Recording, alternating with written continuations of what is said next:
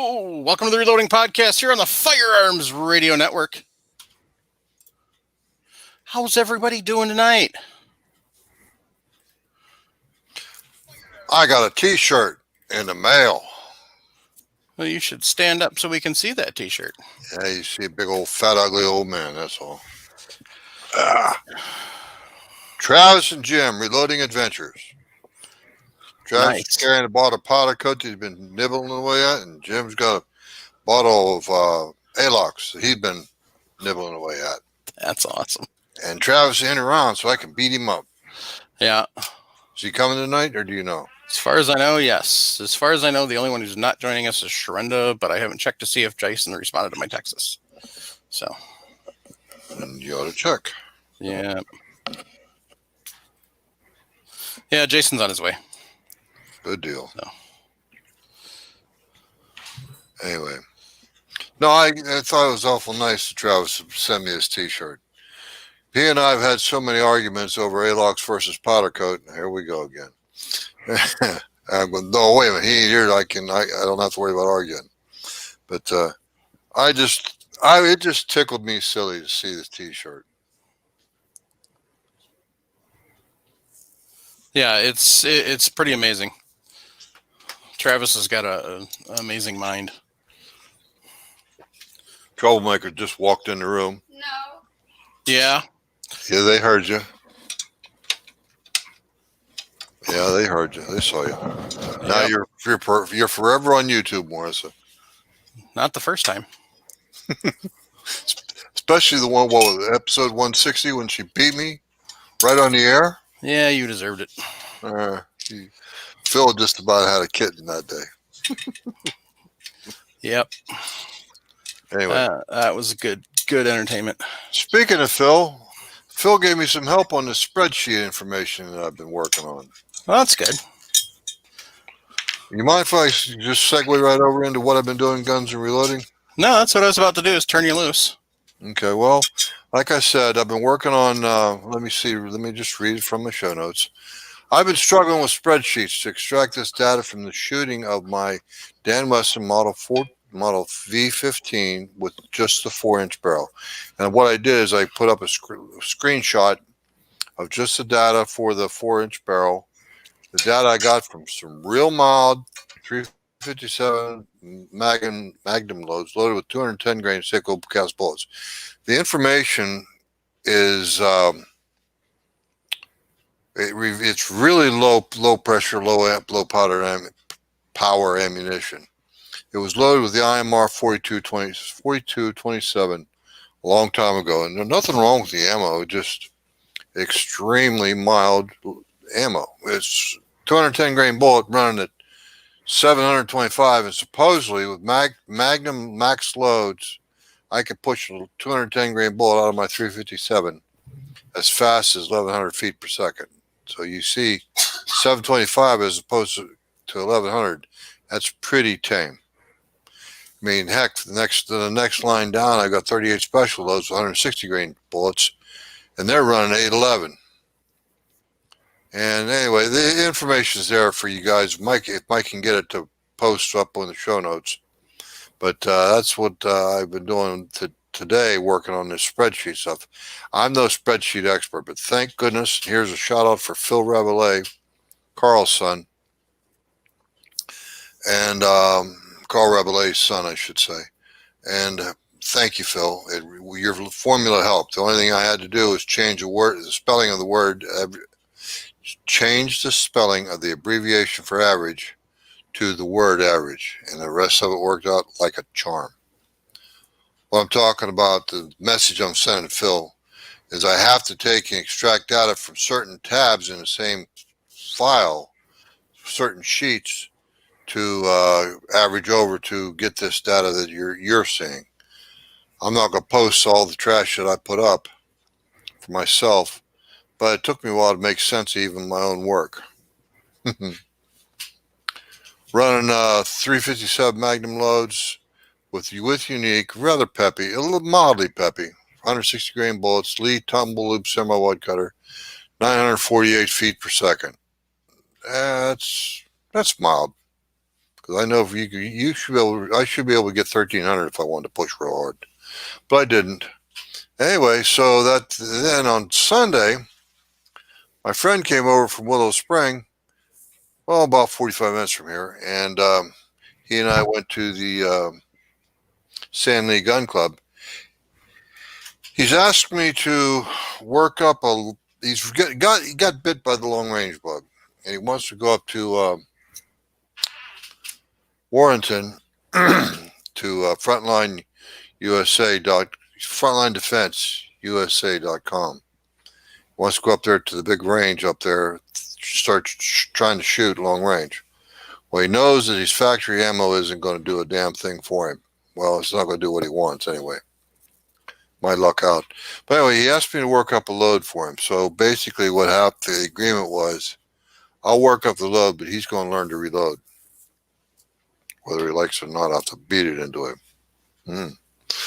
Anyway, so we went to the range, and she shot some of his ball ammunition.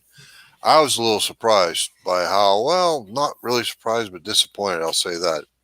The ball ammunition, I got a standard deviation of as much as 48 feet per second per shot. And we ran 20 rounds of Federal Premium loaded with Sierra 168 grain match grade hollow point bullets. And the first 10 rounds I got, I ran over the chronograph. I got the standard deviation of 28, which is not real bad.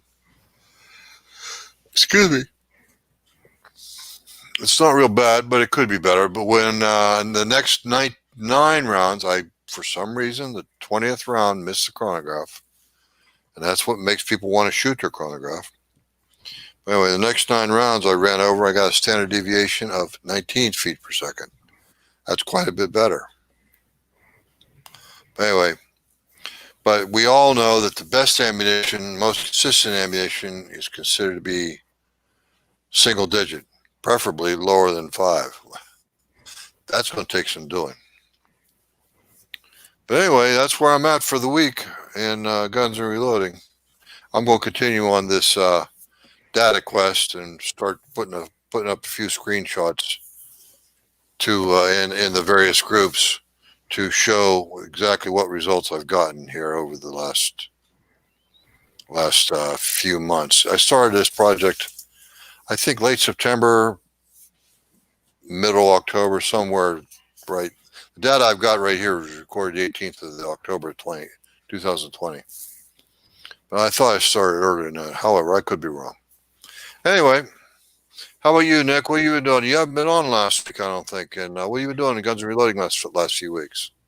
Last week didn't do much. We actually traveled to my in-laws in Nebraska for the holidays. We had kind of disobeyed orders, but we went on there. Really, the only thing in reloading, Dad and I picked up a couple pounds of powder at a Shields in Iowa, just a pound of accurate number 9, and we picked up some CFE Black. We're going to try to do some load testing for 300 Blackout. That's about it for me, really.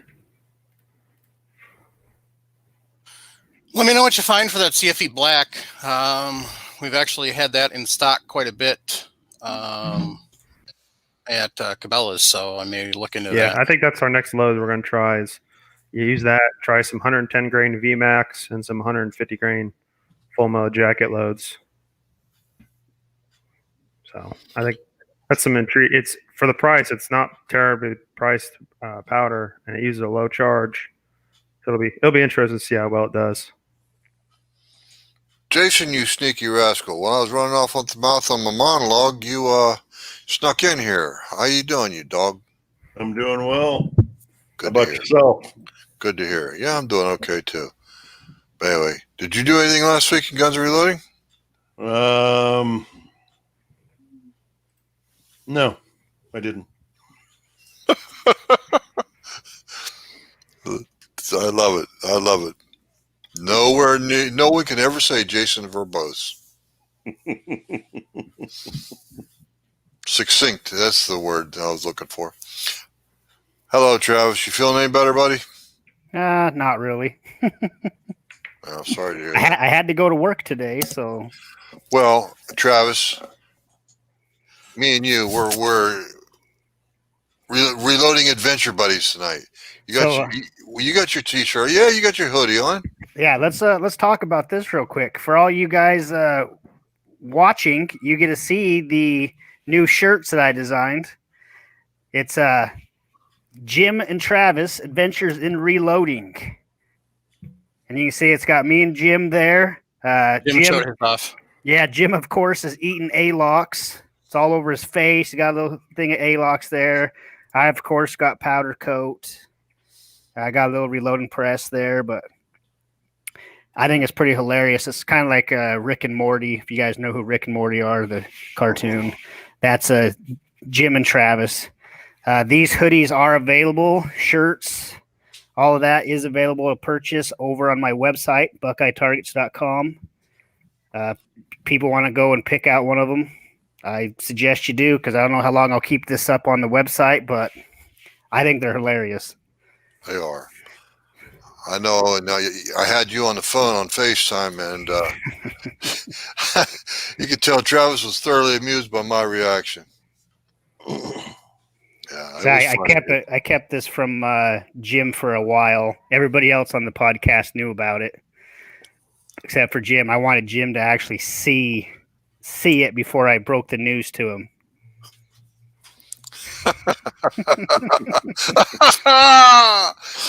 Someone was obviously high on Hoppy's number 9 when he made this. Well, I know I use a good bit of Hoppy's number 9. So how about you, Travis? You use Hoppy's number 9? I haven't for many years. Oh, I think then that comment must be aimed at me. That's cute. I do like the aroma of Hoppy's number 9. You notice I don't call it an odor; it's a fragrance. I think because of this shirt and how much I liked it, we're gonna have more Jim and Travis Adventures in Reloading paraphernalia coming out eventually. But this is the first one, and say Jim's got his on right now. He's got a shirt. I've got a hoodie on. I think they're awesome. So if you guys want to pick one up, I suggest you run over at some point and pick one up over at my website. Another thing that I did do, though, Nick was talking about CFE Black, and I'm sold on this stuff. So I had a little bit of time off, so I've been playing around with Acura 120 grain projectiles and CFE Black, and I got awesome groups and stuff with this CFE Black with the 120 grain Acuras and also my 153 cast projectiles. I got awesome groups. So as you guys know, people are limiting how much of this you can pick up at a time. I've got 4 pounds sitting over there on my shelf right now. I know a spot right now that's got 6 more of these on their shelf, but I can only pick one up a day. So every day after work, I'm going to go pick one up until I get as many of those 6 as I can. Because this CFE Black is good stuff for, I don't know about, I haven't tried it for anything subsonic wise, but for my 120 grain stuff, supersonic, this is awesome. That's for 300 blackout, right? 300 blackout, yeah. I usually use H110, but I think I'm going to put that aside for some other projects and just switch over to this CFE Black. As I recall, the abbreviation for that is copper fouling eraser, and of course, the board black is for blackout. Correct. They've got CFE Pistol, CFE Black, and CFE 223. I've tried all of them, and I like every one of them. I don't know what took me so long to try this CFE Black out, but yeah, it's good stuff. I also loaded up a whole bunch of 308, and I decided that was a good opportunity to make a review video for our channel. So I did a little Frankford Arsenal Universal seating die review. I posted that up on our website, so you guys can go over and check that video out. I actually went out to the range. There was too many people out there. I don't know why it's really busy lately. So I didn't get to set my camera up and stuff, but I did shoot all my loads. Shot all my loads and figured out what I want to use for powder and projectile wise for this winter. So I have a little project set aside for loading 308. And that Frankford Arsenal Universal seating die, for the price, I don't think you can beat that. I think a lot of people are reporting they're picking them up for $65.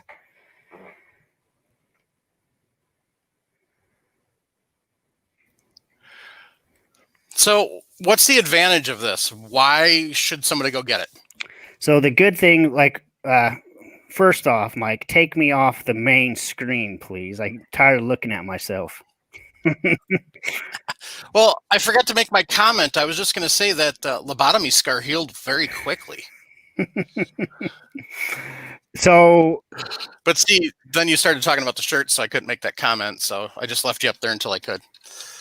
So, this is all in my opinion, of course, but I think for the price, like I've got over there right now, I'm looking right at it. I've got a Reading 308 micrometer seating die. That's more high end than this Universal. I'm going to probably get more consistent, maybe I am, maybe I'm not.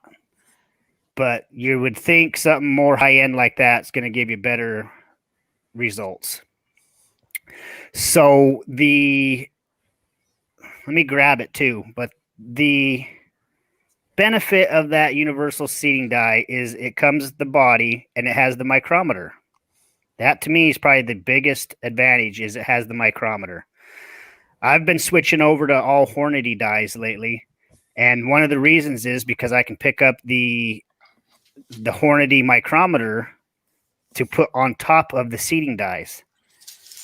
With this Frankford Arsenal, it's one body, one kit, and it has multiple bushings. So if I'm doing some loading, whatever caliber is in the kit, as long as there's a bushing, and I'm hoping this is the downfall, is there's only so many bushings that they have and so many seating stems. I'm hoping at some point they'll come out with more seating stems, or at least somebody else will come out with some seating stems that would work for the Frankford Arsenal, because that right there is the biggest drawback. Is we all know when something's universal, it's usually okay at everything and doesn't excel in one particular field. So, but I say the Frankford Arsenal, it comes with all the bushings for like 8 projectiles, 3 seating stems. One of those seating stems, I believe, is for the Berger VLDs. So you pick up that, and then you can go ahead and use that micrometer adjustment on your loading projects. Travis, I saw some of the comments you're actually referring to. I support your position. The point is, you're offering a little bit of versatility, but the best way for you to defend yourself, your point, is try a caliber like 308 or even the 300 blackout, but try the seating stem and take some measurements. Take some very close, good measurements with your Hornady bullet seating measuring overall length, cartridge length gauge. You know what I'm talking about? Yeah, and I did all that. I did all of that, and it was very consistent. Well, what I'm getting at is document it. Write it down. Write it in a text document if you don't know how to use a spreadsheet. But you have to take and document your results. Otherwise, you don't have any credibility. Now, I didn't keep any records of that other than my own notes, because I do keep good notes on when I'm loading stuff up, and I go off. I don't measure cartridge overall length. I go with cartridge base to ogive. Mm-hmm. It was super consistent, and at least the stem that I was using for 308, I actually used 4 different projectiles in that video. The seating stem fit every projectile profile very well. I was actually surprised. But here's the Frankfurt Arsenal. Put him on Yeah. main screen, Mike. Bum, ba, It bum. actually comes with 9 bushings. One comes inside the die. Yeah, it actually comes with the 308 is in the die body. So I actually had a buddy come over and he needed some 223. So that's the 223 bushing is actually in here with the seating stem. Mm-hmm. But here's what the kit looks like. It doesn't have the Hornady bushing on here, the quick change out, but this is what you get. And like I say, this is why you would buy something like this, is because one die body, different bushings, and you got the micrometer. Well, I was going to say, you talked about your own personal notes. If you want, why don't you try to record that into a document and see if you can't post that somehow. We can help you with that, but you've got to take and put the actual data, paper to pen, shall we say. Yeah, there's in the Facebook groups, had some people saying like, they feel like they're too good for Frankfurt Arsenal stuff. And they were like, why would I buy something like that? I'll go get me a Reading die or whatever. I'm more making match ammo, and that's not going to suffice for me. Take him off highlight, Mike, main screen. But anyway, Travis, the point is too, these guys are arguing with a guy that's willing to spend $150 for a tool that'll measure his primer seating depth. Guys, this guy knows what he's talking about. It's like, well, but like I argued with, thousands of dollars for the kind of tools that you're talking about, Travis. Yeah. 6 or 8 Reading setups would cost you at least $1,000. Yeah, and I said I've got several of them just sitting right over there, but it's actually kind of nice to try different things. And what I'm doing, and like for Mike and us, I feel like our channel deserves like some reviews.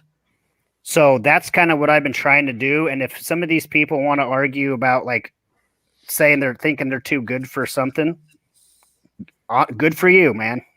Don't buy it then. But there's a lot of people who can't afford to go out and buy high-end micrometer seating dies for everything that they own. When $65 to $75, you can pick up one of these. And honestly, it did a very good job. I was going to almost swore there. Paul Nelson in the comments, like, here's the thing. I was up till 2 a.m. posting this video on this Frankfurt Arsenal. I haven't been sleeping very well, so I had some extra time on my hands, I felt like. So I posted the video at 2 a.m.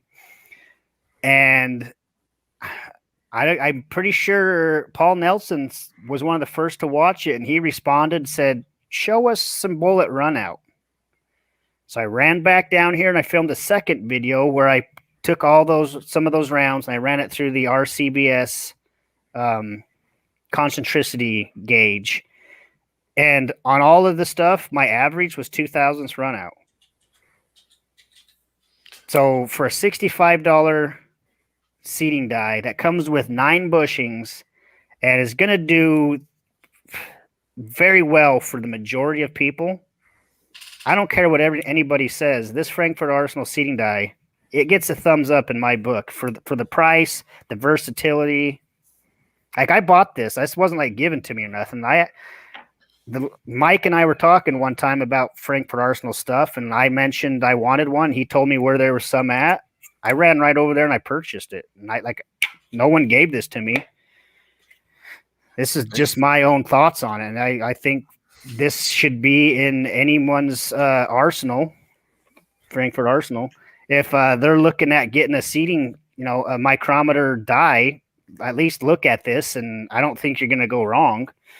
Just add it to whatever dice setup you already have. Just add it to that, and then it's nice to be able to sit there and precisely dial down. And my buddy that we loaded his 223 rounds up with, he's never reloaded, so I had him do from start to finish, loading up 223 rounds, and I guarantee you he has a new appreciation for his ammo now.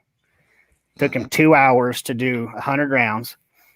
And I had him use the Frankford Arsenal micrometer on his 223 stuff, and he was able, like, he didn't know any. He's brand new. He doesn't know what any of this is, but he was able to start off and then look at the micrometer. It's got thousandths of an inch marks on here, and he was able to look at it and figure out what his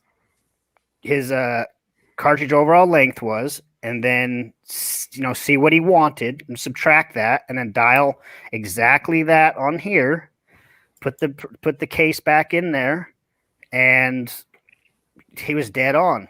And he thought that was, I mean, he doesn't know. For all he knows, this is like normal die setup that we all use, but it was nice for him to be able to just go, oh, 32 3,000ths. Okay, turn it down. Perfect. There, I'm set. That's the first time around. First time. Well, by the way, Paul Nelson put up a comment in support of your position. Good. I see. Mike, if you would, Mike, highlight Chris Sharp's comment. If you would, please, sir. I put it in the private chat, but I wasn't sure if you wanted to see it or not. Well, hold on real quick. Chris Sharp says about my dilemma on picking up powder.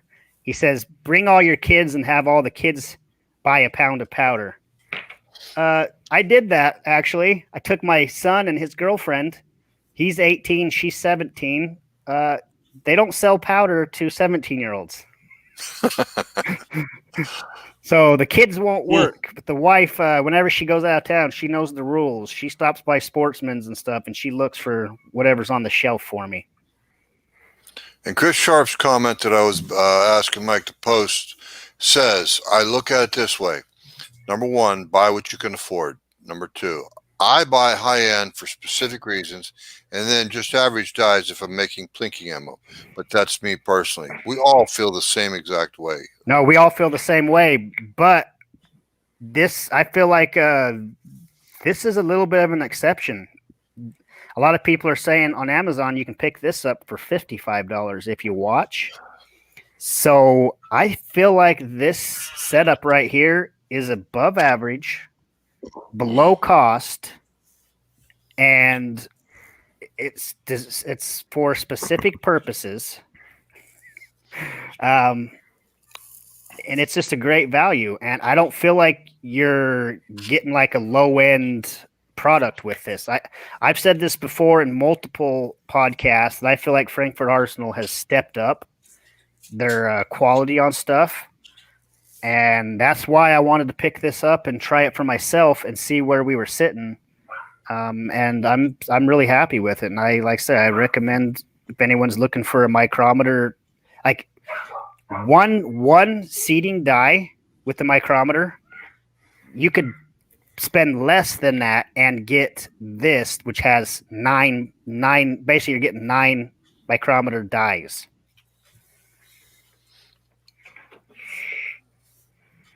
Travis, did you check your cases for run out before you put a projectile in them? I did not, because I didn't think about any of that, because like I said, it was late at night and I just was doing stuff. And when I seen Paul Nelson's comment, that's when I was like, I can run down there and check them. And that's not like neck turning anything. Like we could go down more of a rabbit hole if I really wanted to, right? And try to show you guys like how precise of ammo I could make and use these. Do I want to? Not really. Right. But I'm just saying that might not be the seating die's fault. It could be your cases. Exactly. And like I say, 2000s run out was the average. I think the highest I had was like 3,000s, maybe just over 3,000s. But that was right. I did use all Hornady match brass. I don't think any of that I annealed, but that was just just on a whim. I thought I'd just make a review on this, and I was very happy. Like I said, the ammo the cartridge base to ogive was perfect on all of them. Good. So what's the normal price of those? 75. Okay, because I'm seeing them for $64.12 right now. Yeah, and I say pick one up, man. Just pick one up for that price and just set it aside. Even if you're not going to use it right now, set it aside because you'll find a use for it. Real quick. Okay, I ordered one, Travis. Stop twisting my arm. Stop spending my money. Thank you. Well, Dead Horse, he says a pro tip, and I like pro tips. He says you can use some of the RCBS Matchmaster seating stems in the Frankford Arsenal. Thank you for that, because like I say, that is the downfall right now as far as I can see. Other than that, I'm super happy and impressed with what I get here. But it would be nice to at least be able to purchase more seating stems and more bushings. I haven't actually looked very hard to see if that's a possibility, but I would assume if it isn't already, it's going to be. Also, this is not for pistol. You can't load pistol stuff in this. I tried. You don't have the room for it. So the universal's slightly misleading, but it's universal for rifle rounds. And the biggest it goes up to is 338. Like I was hoping to load 458 SOCOM with this. And I can't because I don't have that bushing. What if you knew a machinist that can make you a bushing? Well, I haven't announced anything yet, but Buckeye Targets is coming out with some new products, and a lot of the products are reloading related. So once I have some more products developed and made, and that's kind of along the lines of what I'm looking at, is like seeing where there's a gap in something and then trying to fill that gap. So that would be when people usually order off your website, do you actually ship them a product or you just take their money? Well, I suggest, Jason, go over and order something else. I ain't ordering shit. Let's order you. That's a lie, because just last night you told me you wanted to order something else. So don't lie to everybody. See, when Jason orders something, there's a lot of you guys out there who like Jason for some reason. And you get a hold of me and you say, don't ship his box yet. I'm sending you something to put in his box. So his box keeps getting bigger and bigger. So one day when his box leaves my house, he's going to eat crow, because he's going to open that up and say, oh, man, look at what's in here. I can't believe it. Hey, GGW has got a reminder. He just ordered a sweatshirt. Please don't forget to ship it out. I think he's lying to me. Let me check. Check. I get notifications when I get orders. I got one. Oh, who's okay? He's not lying. He did order one. And no, I won't forget to. Thank you. Yeah, I gotta agree with you, Travis. I'm looking at picking one of those up. Go for it. I'm looking at, because I reload such a wide variety of cartridges, all the way from 308 up through 323. That's my only downfall right now. There's no good bushing into that 323 range. But I'm looking at Frankford's question and answer. So there's people that are reloading 303 Brit with it. So I think it's more just a play and see at that point. Mm-hmm. So Jorgen's comment that I just posted on the screen explains a heck of a lot. He says, at Chris Sharp, I like the way you think. I mean, that right there explains a lot about Jorgen. Wow. Pow, bang, zam. Ooh. Sorry about that, Jorgen. So Dead Horse says if you change out the rubber grommet, even some of the RCBS Matchmaster butchings fit the Franklin Armory die. Example, my 300 WSM RCBS match master bushing doesn't fit, but the 243 WSSM RCBS bushing does. So, Chris, that 323 die, your bullet you're talking about, I'm sorry, Nick, the 323 diameter bullet you're talking about seating, that's for 8mm, correct? Correct. That's the true 8mm. Yeah. Okay, Yeah, and see, just like Nick, he loads a lot of surplus stuff.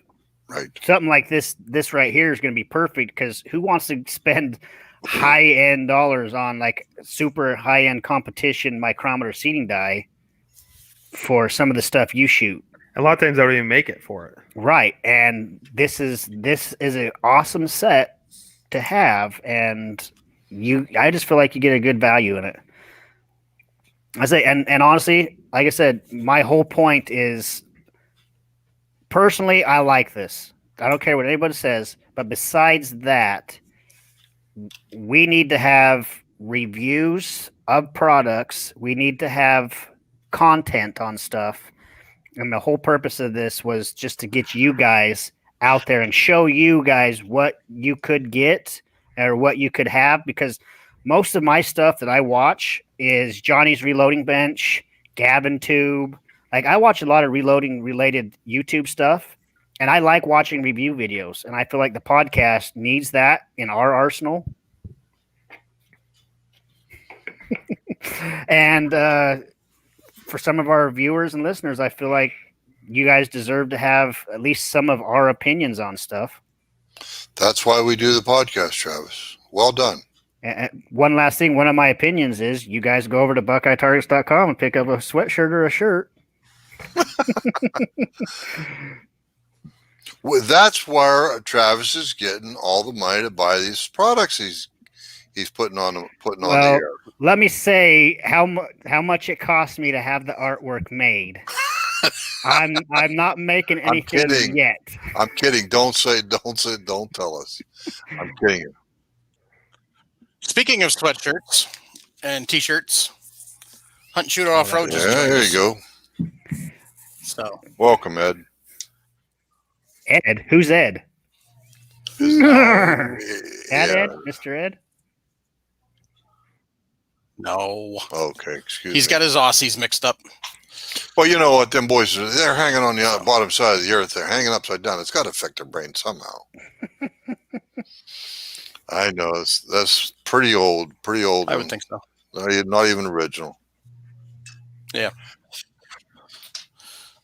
Well, Travis, at some point in time, now that I've got the bench moved in here, that's part of the thing is as I get time to start shooting review videos. Yeah, I just think it's something like I have a lot of other ideas on stuff I want to review, and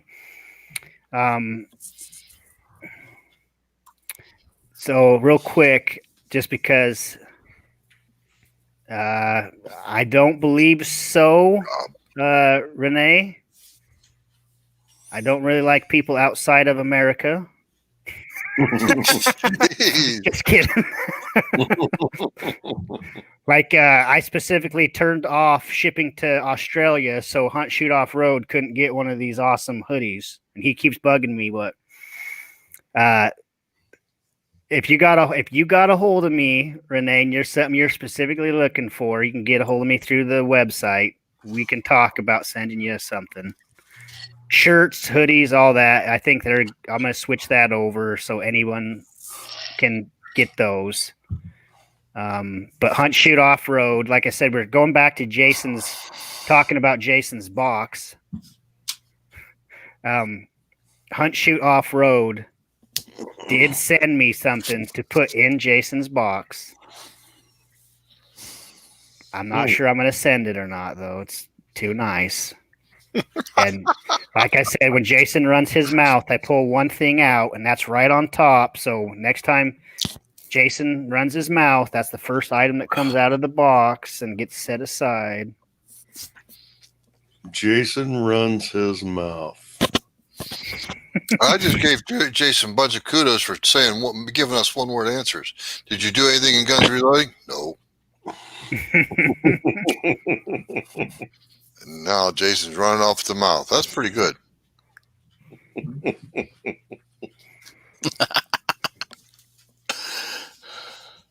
That's just terrible. Hey, Mike.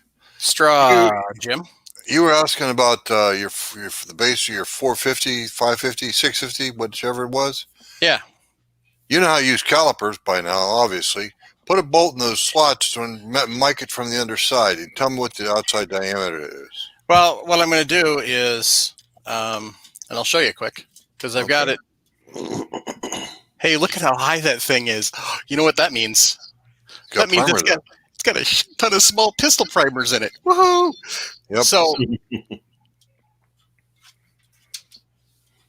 look, we're visiting Jason. So, Jim, this is what I'm looking at. Okay.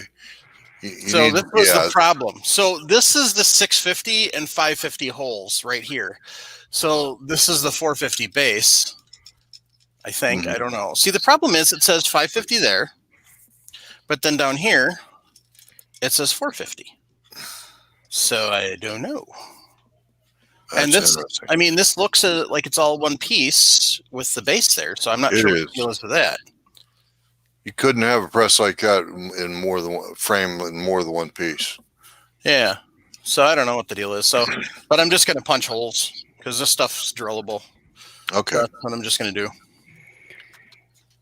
Hey, real quick for Hunt Shoot Off Road and Renee, I just updated the website so you can order hoodies and shirts worldwide now. So I expect from both of you to see an order come across my screen before the podcast ends. I just did that just for you two. Well, No for pressure. Renee. I don't care about Hunt Shoot. Wow. And his name's Rob, Jim. I got it. Wow. just vicious tonight there, Travis. Well, I got to give Rob a lot of credit because when I seen those shirts, I got a couple of hoodies from him, and I just thought that those hoodies were just hilarious and just fun. So that's where I got the idea to, make these hoodies. And Jim and I, we argue all the time about which is better, and we all know powder coat's better, but we just humor Jim and letting him think that Alox is okay. Horseshit. So coming up with these shirts and stuff was just something fun that I just boosted you so bad it wasn't funny, and now you're tearing me down, you dog. What's up with that? I thought we were friends. Oh, we are. Those arguments are going to get serious now. Jim, we go on adventures together now. Adventures in reloading. Oh, shit. So I figured out how I'm going to pay for everything that I want to get.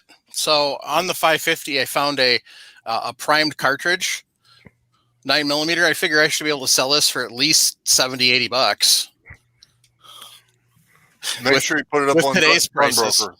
Put it up on Gunbroker. Oh, that's what I figured. I'll put it up on Gunbroker. One primed case, $70, and away we go. Mike, let me know at some point what other stuff you need for that 550 because I might have some extra stuff sitting over here for you. Okay. Well, this is the one I've been using. I just finally brought it in. So. Well, what happened to the 650? Don't you still have a 650? Yep, that's out there, but I don't have any conversion stuff for it. So. Oh, can I buy it from you? No. It's the podcasts. If you're going to do review videos, I may mail it out to you. Well, I'll do review videos. Will I ever see it again? Probably not. I don't know. It's the podcast. I may never see it again.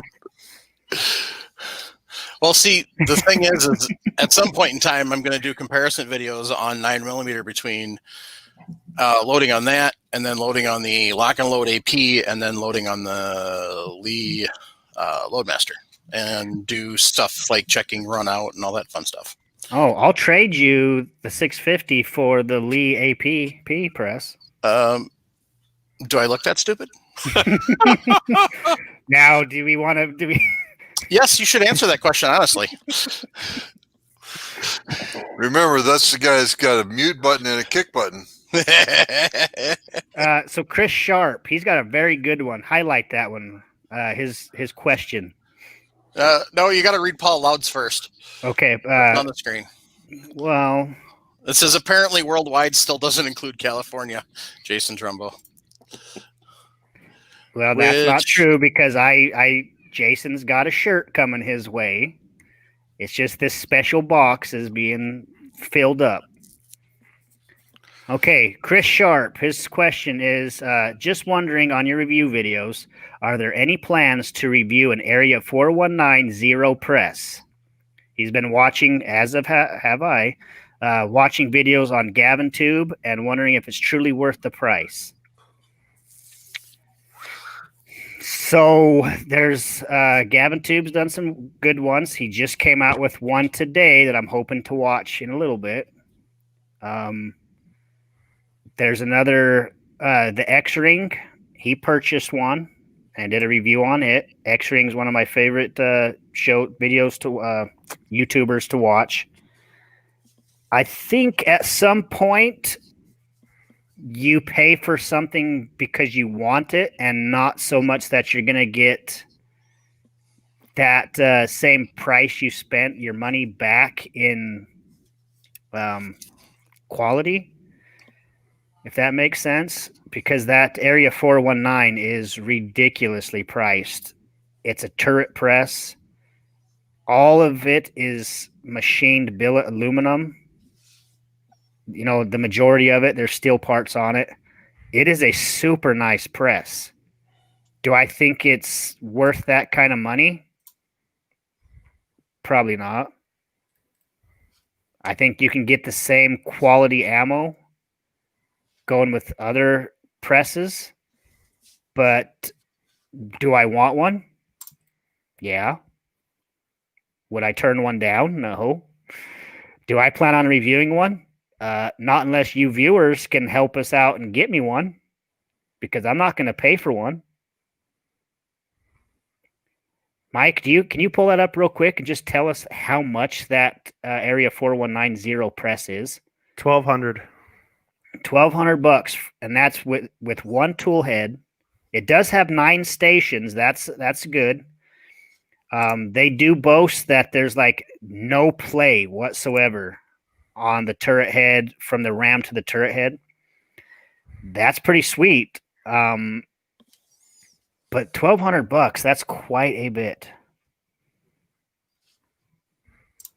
Yeah, you can get about 4 Reading T7s for basically what you're going to pay for one 419. It's Yeah. And Reading the I mean, T7, I got a buddy that has one, and it's good press. So yeah, I mean, I just don't feel like if you jumped from, let's just use that as an example, the Reading, the T7, if you jumped from that, and how much does one of those cost? right now on Midway USA, $337. $350, jump up to $1,200. Is your ammo going to get that much? The price gap, is your ammo going to get that much better?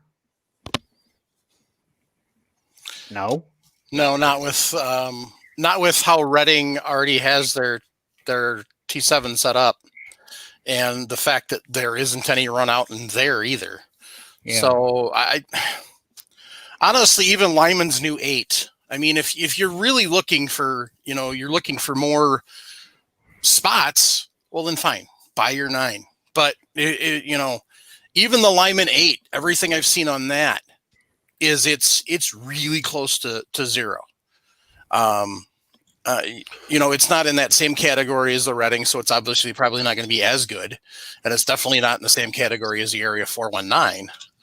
Remember that Reading press ran 1 million rounds. Yeah, 1 million rounds, and the run out, there was no noticeable increase in the run out. It was like what, 750,000 thousands, Mike, after 1 million rounds. That's made of cast iron, not aluminum. A couple people are highlighting Idaho Rogers USMC. Aluminum is soft. Any amount of use, nothing is going to wear. Right. I can't disagree with that, but I'll tell you what, you're going to go a long way to beat that Reading. 1 million rounds, not strokes, rounds. We're talking probably 3 to 4 million strokes. To be clear, though, Idaho Rogers, he's talking about the Area 419. The body is machined aluminum, but there is no like aluminum writing on steel or aluminum. They actually have nice bearings. You're not going to wear anything out on that zero press ever. But like I said, there is bushings, there's bearings. So there is no actual aluminum that's going to wear out. And I can't think of the name, but there is some German made presses that are far superior to like I think the Forester Coax. It's a very nice press. But comparing it to, I can't think of the name. There's a German press that I'm picturing in my head that's very, very nice. They're completely different quality-wise, and that's kind of comparing the Reading to this Area 419. I don't think you're the same thing, that price gap. I don't think you're going to make that up. But I do think that the Area 419 is probably the best, nicest turret press on the market. But at that price point, it's not something that I feel like I would want to spend my money on. There's other competition shooters who that's perfect for them. But if you have the money, it's all perspective, right? If you can't afford it, it means nothing to you. I could pick one up, but I'm not. That's just in my mind. That's just too much for that press. I don't feel like I would get other than personal satisfaction in knowing that I own one. Unless I could see someone showing me some ammo that I made and then showing me some ammo that I made with them on an Area 419, and it like blew my mind at how much better that ammo or something is. I'd spend my money on components and stuff before I spent it on that press.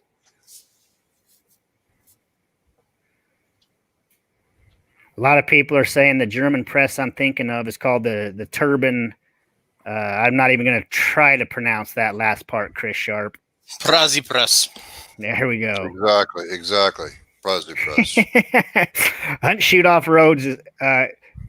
Travis, do you even single stage? Yeah, if you watch my video Hunt shoot off road, you bum, you would have saw that I have a press set up, and that's what I was doing my reloading on, those 308 rounds. I even did a bunch of 300 blackout on that. I got the RCBS sitting right there. I've got 4 other presses under my bench just sitting under there collecting dust. So yeah, I single stage. Idaho Rogers, and he's probably right because we're all cheap. We're frugal. I think the marketing target consumer for the Area 419 isn't anyone in this podcast. And Butch Williams, he's right. It's called bragging rights. Yes. If I had one, yeah, you guys would hear about it every podcast. I would turn my camera so that was right behind me like I used to do with the Dillon 1050 so y'all could look at it.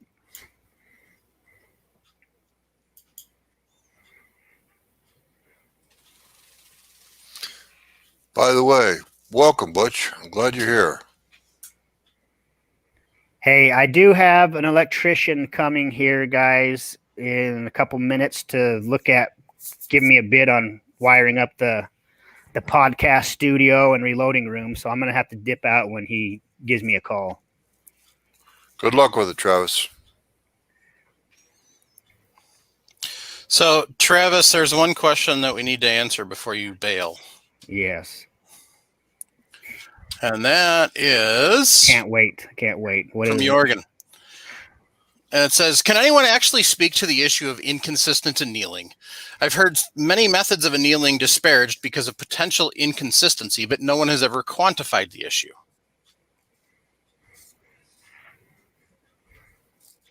Well, that's kind of a loaded question. So if you watch anybody who does annealing videos, I don't know how much Jim's played with his annealies. Eric Cortina, he just did an annealing video a couple days ago.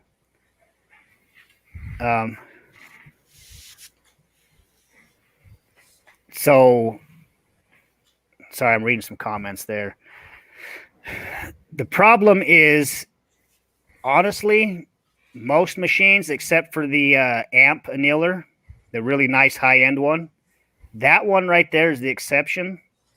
So let's set that aside for a second. But all the rest of our annealing processes, it's just a guessing game. We're just guessing.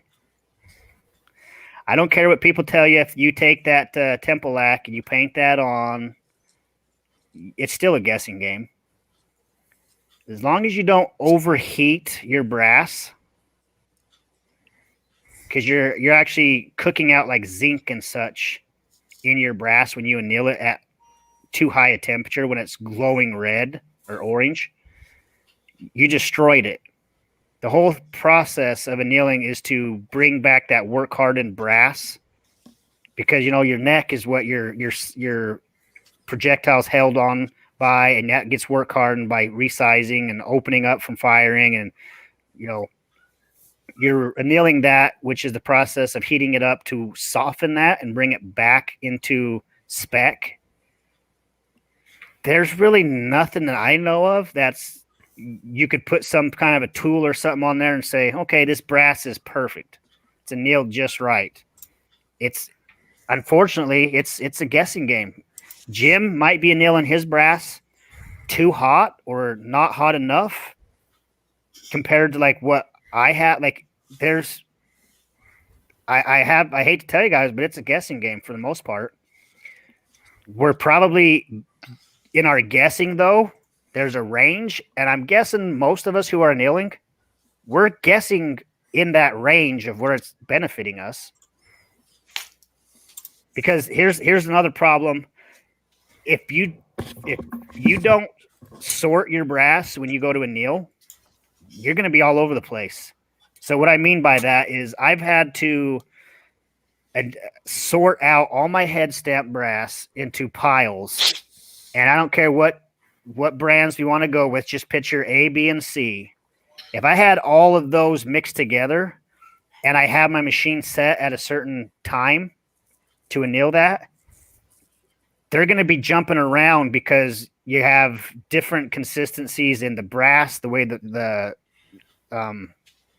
way the brass is made, the way the brass, how thick the brass cases are. All of those are factors, and if you have one that's thicker than the other one, when you go to anneal it, the thinner one's going to heat up more and faster than the one that's thicker. So I've found that I have to sort all my brass out, and then I'm going to basically destroy a couple of pieces of brass because I'll put them in there. And my Annie annealer, it's an induction annealer, I can dial that precisely exactly where I want it. So I kind of, it's just a feel at this point. I can't explain exactly anything better than that. It's just, you just look at the brass and you kind of just get a feel for it. And that's why I say it's a guessing game. And Jim's experienced enough and I'm experienced enough that he might be guessing at this far edge and I might be guessing at this far edge, but we're still within that parameter of doing good, if that makes sense. Paul Nelson had a good comment that I'd like to throw in there, Travis.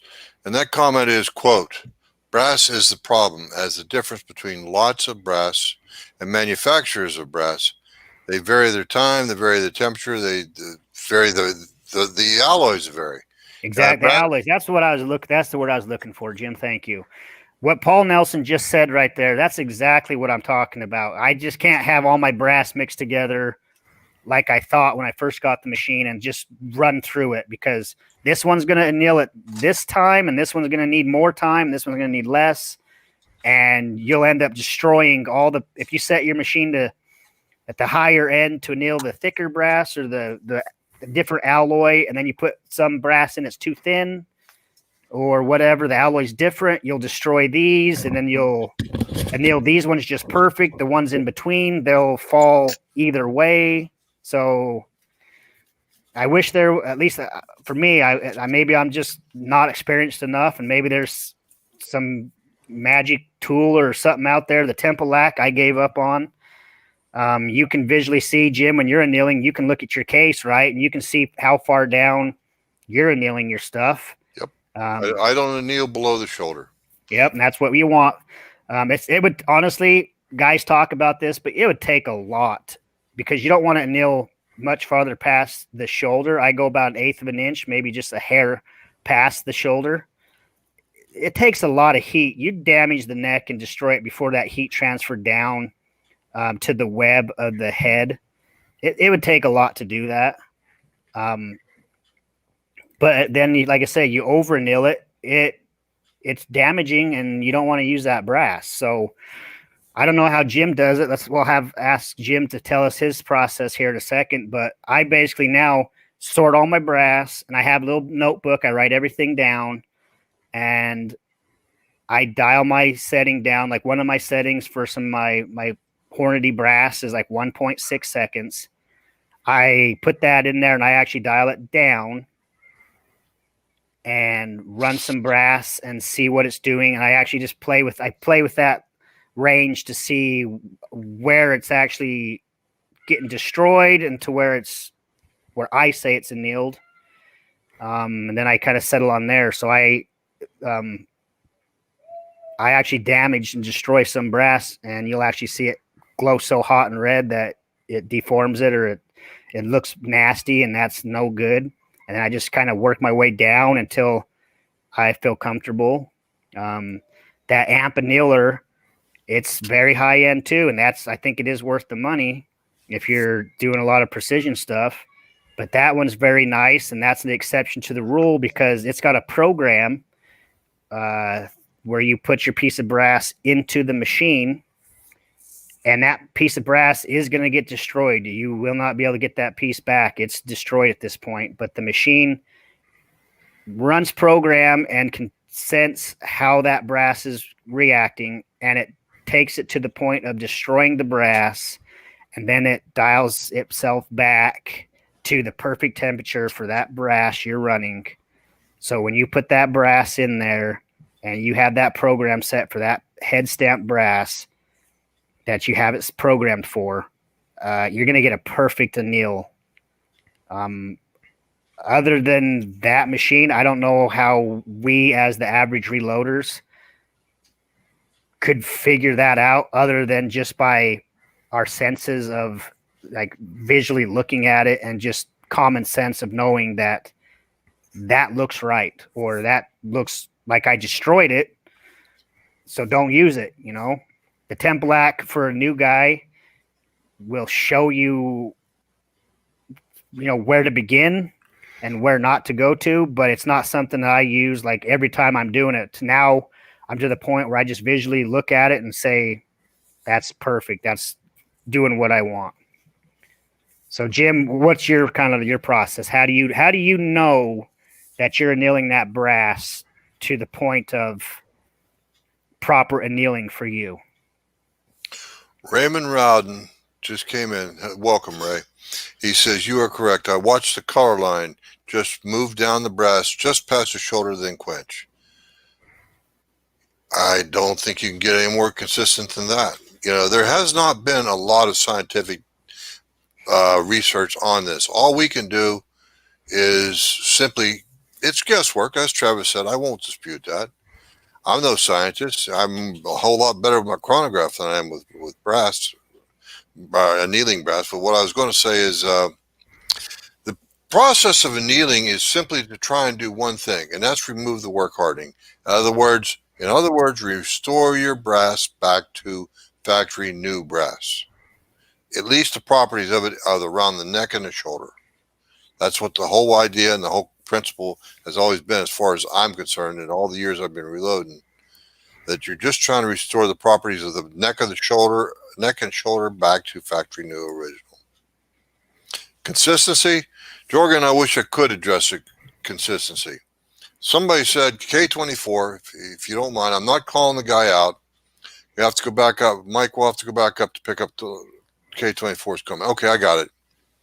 K24's comment is, annealing seems to be the latest craze. I'm a primitive drill motor and socket, and then he watches the shoulder.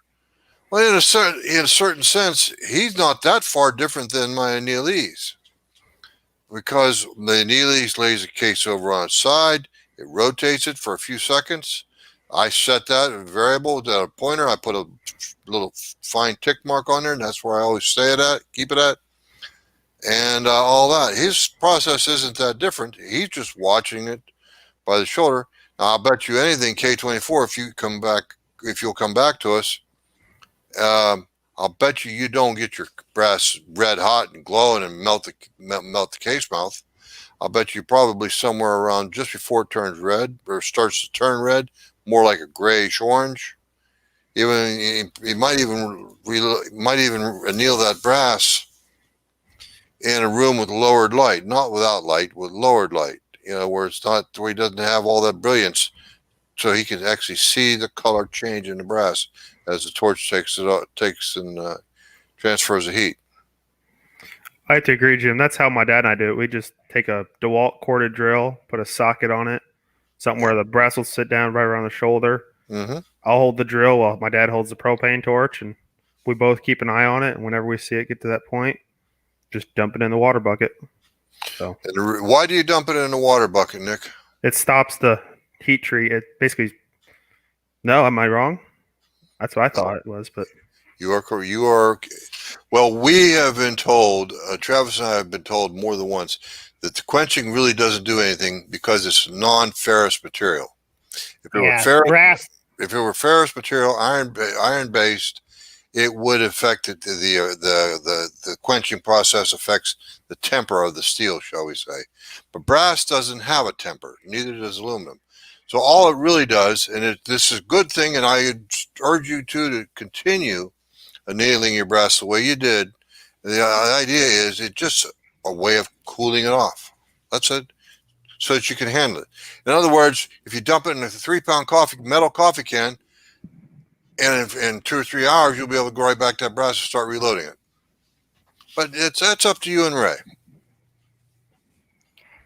Yeah, like Jim said, Nick, once the metal is to that certain temperature, and then you put it in the water, like with lead and stuff, water quenching, you put your lead in, it changes the crystalline structure in the lead, and you'll actually get a harder Brunel out of doing it like that.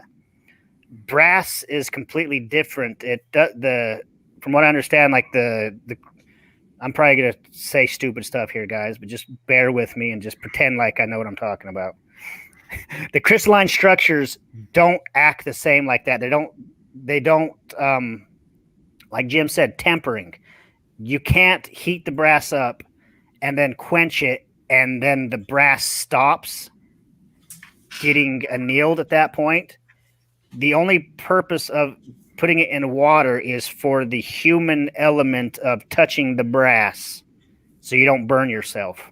So if you drop the brass into a bucket and leave it there or dump it into water, it changes the structure of the brass zero. It doesn't affect it one way or the other.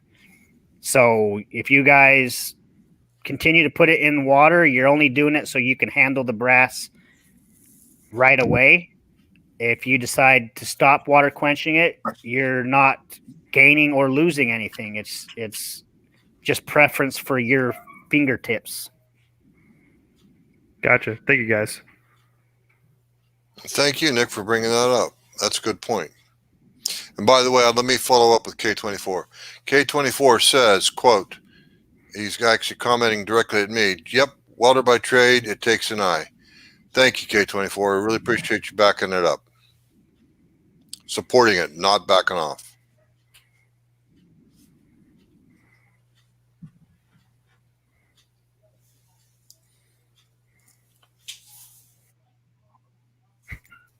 Mike, who you talking I'm talking to the imaginary person in my room because I was muted.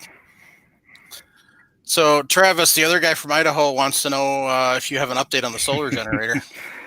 So every chance I get, because I don't have power ran to this wall, I've been running that solar generator down here. I haven't had to charge it yet. I mean, I'm super impressed with how long that thing lasts.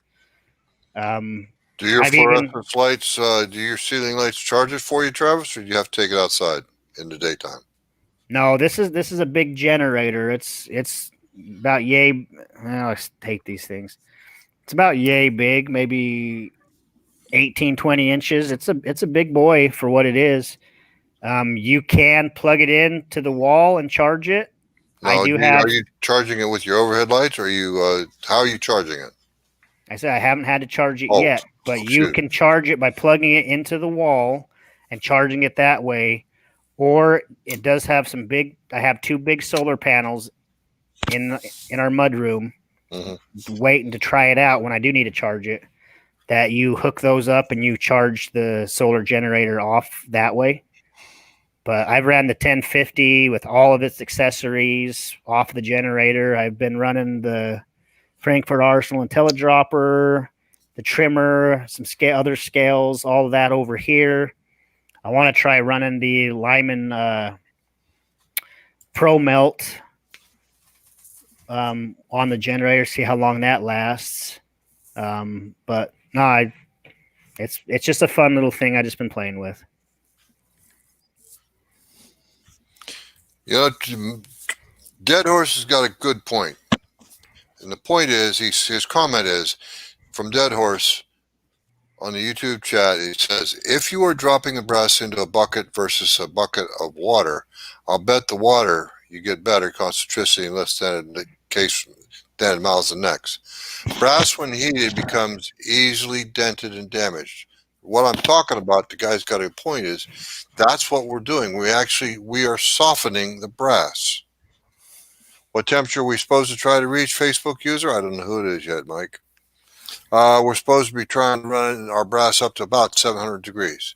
Just barely enough to make a great tinge on it and drive and put the color line down right at the intersection of the neck and body.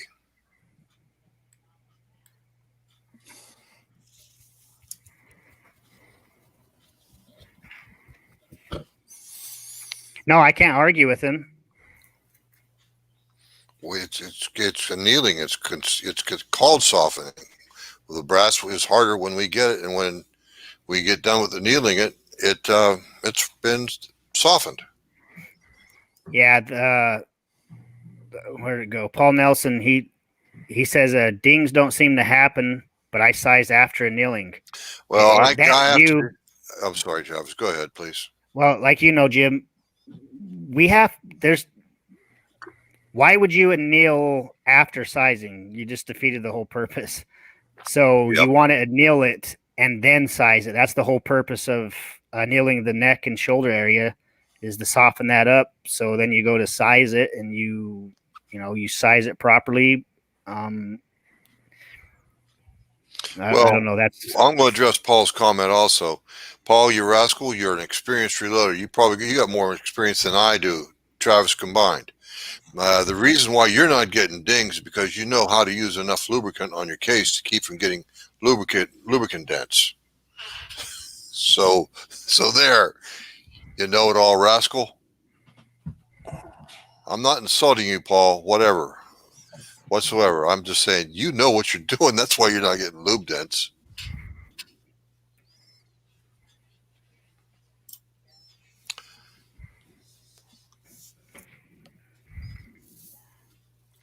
Oh, that was to somebody else in there. Anyway, Miss Vanessa Kitty, she says that her question is, annealing is used to prevent the brass from becoming too hard and brittle.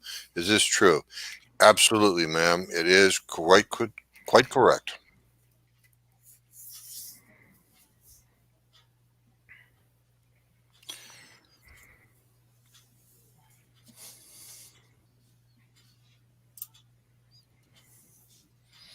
The first time I ever annealed a case, the second time I bulk annealed 50 cases at one time in a pan of water. It worked out just fine. What I did, I set them in I decapped them. I didn't resize them. I decapped them. Excuse me. And then I put the cases down in the water, filled the water up until it was just about a quarter inch below the shoulder, because I knew otherwise it would boil. And I would put the torch on the neck of the case. But now this is by hand because it's in a pan of water. So how consistent am I? I couldn't tell you because I probably wasn't because I can't go clear around like the Annealings or the Annealer can. But I probably wasn't all that consistent, but it worked out well anyway.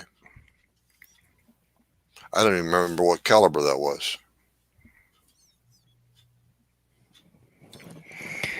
Yeah, I don't remember. Go ahead, Travis. That same company, I believe, who makes the amp annealer, they came out with a whole article on salt bath annealing and kind of just showed how it's kind of worthless. I wish we need to have like a category of stuff that we've saved and we can link stuff to our viewers. But I'm pretty sure amp annealer, it might have been in Recoil magazine. I can't remember. But if you just type in amp annealer salt bath annealing, it'd probably come up, and there's a whole article on salt bath annealing and how they argued that it doesn't actually do much for you. Butch Williams put up the comment, if you anneal, then resize, you immediately begin the hardening process again. Agreed. 100% agreed.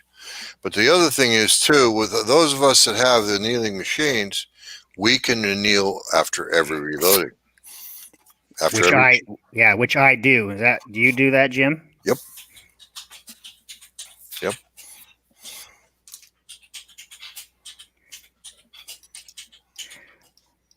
I like Paul Nelson's comment.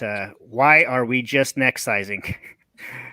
People in the Facebook group know that I feel like there was a big issue with some kind of nasty Facebook users jumping on somebody, and it went real nasty. Butch Williams knows exactly what I'm talking about, I'm sure, but. Well, if you don't mind, I'd like to use this moment and this opportunity, considering what you're talking about, Travis, to remind our users we do try to keep things family friendly in our groups, both in the reloading room and in the reloading podcast group. Yes, the rules are a little more lax in podcast group, but I tell you what, don't try selling something because that will get you banned faster than the F word bomb will get you. Mm-hmm. Because we're trying to protect the life of the group. You need to understand that we don't care about, we've got buying and selling groups on MeWe. Go over there and join. Yep. Mike, if you would, include the link to that group in this show notes. Sure. Anyway, sir, excuse me. We're trying to protect the group, but mostly what Travis is talking about is profanity and attitude. And your attitude will get you banned just about as quick as the F-bomb will. Yep. And Mike himself got pissed off at somebody one day. There I go with profanity. Mike himself got quite urinated with somebody. Yeah. He got quite annoyed with someone. And he, not long ago, and he wound up banning him just for what? A F-bomb, Mike? Yep. Mike is the most lenient admin we have. Yep. Yeah, it takes a lot before I decide to ban somebody, so. But just don't try buying and selling, please. I'd say I'm probably the most lenient admin we have. Yeah, you. Yeah. Why don't you create your own buy and sell group, Travis? So Chris Sharp's got a question. So this is this one's really easy to answer. And we don't even have to read the rest of it. So he says, so I have a question. Who's right, my wife or me? The wife. That's all we need to know. The wife. We do not need to know the rest of that question. Chris, you should have known the answer to that question already before you even typed it. We don't even need to read the rest of what he stated. It's who's right, my wife or me? Yeah, she's right, period. So. Anyway, the rest of his question is, she says you can't buy reloading supplies and gift it to yourself for Christmas. I said, if you looked at it, the tag says from Santa. So, yeah, so... You're still wrong. Chris Sharp, I did exactly that. I've been purchasing reloading supplies. I actually bought one of the SIG red dots the other day. That's a reloading supply? Well, it's reloading related. Oh, you're talking about reloading the magazines, not reloading your ammo. Reloading, I mean, it's all the same, right? They're all. So what I'm saying is I've been purchasing my own stuff too, and then I just give it to the wife and tell her that's from you. Put it under the tree. I do admit she doesn't know. I did take the red dot out of the box and I just taped the box up, and she's wrapping an empty box because I've already been out to the range playing with that red dot. She's gonna kick your keister. But in the chat for the public chat, thanks to Chris Sharp, I did just put that. I don't know where it went. I did just put the article I was referring to. I don't see it. I don't know. Idaho Rogers USMC. Freak, You, flack, sir? flew, fludge, flop, frick. Just which F word are we talking about? So in the reloading room, it is the actual one that is part of George Carlin's 7 words you can't see on television, or any variants thereof. Right. In the reloading podcast group, it is the word that is part of George Carlin's 7 words you cannot say on television. The reloading podcast group is a little more lenient, as Jim was saying. So if you're substituting other words, it's not necessarily going to get you a ban, but depending on context And attitude. Context and attitude, it still could get you a ban if you're using fudge or floopin' or frickin' or something like that. But in the reloading room, it's a guaranteed ban instantaneously, even if you're using fudge or frickin' or floopin' or. Yep. So. And by the way, Idaho Rogers USMC, I have to address your veracity. You, sir, are a gentleman that doesn't have the truth in your mouth coming out of the Marine Corps. Oh, good grief. Jason, you were a Navy man. What do you think? You think Idaho Rogers? You ever meet any Marines in your time? Well, yeah, I've met a few. Do they have F words coming out of their face once in a while? They do occasionally. So either he's lying or he's forgotten. Well, Talk about understatement. God, I love. I gotta say, I know friends. Idaho Rogers personally, and I have not heard him say any horrible swear words. He is a gentleman and a scholar. he doesn't swear around children. Well, I do have the little man with me most times I go see Idaho Rogers. So. Now you go. got the boy as a human shield. Shame on you, Travis. Now we know the truth. He's using his own son as an obscenity shield.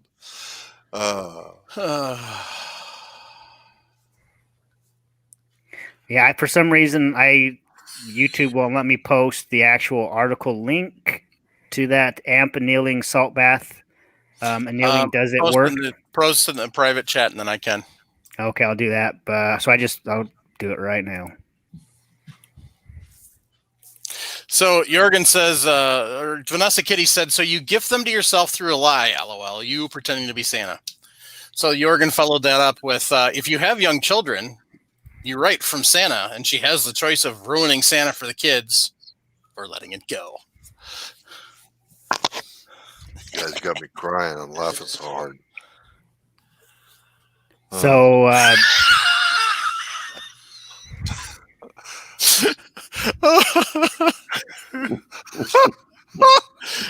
my gosh. Oh my God.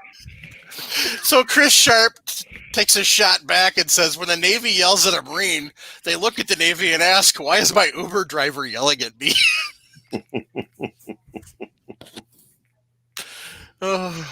I've heard Marines called seagull and bellhop since day one. That's pretty much it. Oh boy, did I just open up a can of worms? That's awesome. hey, Mike, Bingo, funny. Montana. What? Bingo, Montana. Opinion on the Lee Pro 420. Looking to cast about 250 projectiles at a single setting. Budget is a consideration. Yes. It works. If a budget's fine. consideration, you could even go with the 10-pound Lee pot. I used the Lee 10-pound for years. I don't know what the price difference from the 10 to the 20 is, but if budget is consideration, don't be afraid of the 10-pound pot. The only thing is, I forget the person's handle. The only thing is the consideration. Oh, Bingo Montana. The consideration is there's a reason why they call them the Drip-O-Matic. The Lee pots are renowned for leaking. They're hard to get them to stop leaking. But anyway, you can slow the leak down, or you can capture the leak and just recycle the lead continuously. It's not real bad, but it is annoying. But anyway, that's the only drawback they have to the Lee pots. I had a 10-pound, gave it to my son. About 20-pound, and the same leak, just the same thing. Yeah, and if he's only looking at doing 250 projectiles at a time, going by his name and his profile picture, I'm guessing the guy shoots. SAS. Yep, I'm guessing he's yep. Single Action Shooting Society. And he's probably casting some bigger, 45-ish, 38 caliber projectiles. Mm-hmm. The 10 pounds is going to be perfect. Like I say, I wish I'm not set up to be searching everything, but if we knew what the price difference was, I can't imagine it's too much, but go with the 10 or the 20. I think it's a good choice. I'm sure you can find both on TitanReloading.com. We've had them on your show. They're not sponsors. I'm efforting at that now. It looks like Jonathan Whitney just joined us. Hello, Jonathan. Jonathan, Welcome, you are not going to believe it. I sold my Sega shotgun yesterday, of all things. Jonathan was trying to get rid of some of his stuff, and I was waiting to come up with some extra cash by selling my shotgun. I didn't think I'd have it in time to help him out, so I passed my his info on to Full Lead Taco, who just so graciously swooped in and took all that sweet reloading stuff from Jonathan. And then the very next day or so, I sold my shotgun, and I could have picked up all that sweet stuff from Jonathan myself. So it sucks for me. Yeah, Jorgen Rangan's got a good comment. He differs with my opinion of the Drip-O-Matic. He says, you mean automatic birdshot casting machine. Well, not quite that bad. So, I am looking at Titan Reloading right now. And the Lee Production Pot 4 is $63.49. That's a 10-pound or 20-pound? 10. The 60K, yeah. The Lee Pro 4 20-pounder is $68.99. Oh, $5. Go with the 20-pounder, 100%. Absolutely. Yeah, for $5, yep, 20-pounder. You'll never get that kind of return on twice, having twice the fun. Mm-hmm.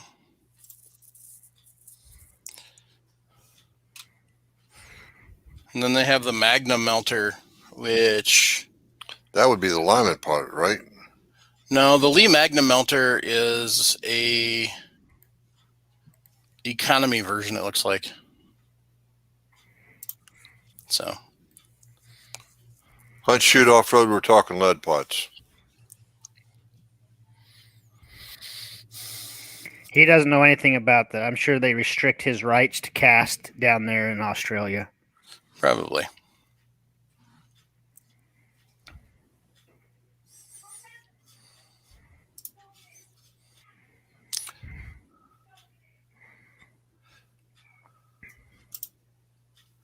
So, question.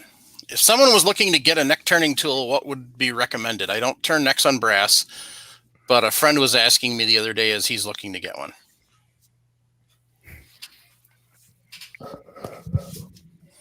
Well, here we go. I'm going to boost Forster. I like my Forster setup. Okay.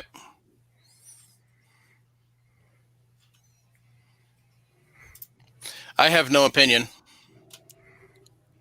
So, while we're waiting for the group to chime in, Jason, Yes, do you Nectarine? I do. And what do you use?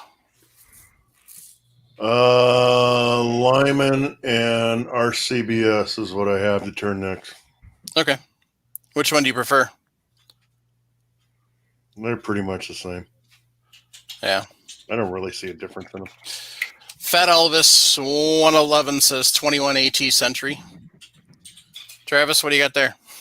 Right here, I've got the Forester. Yep.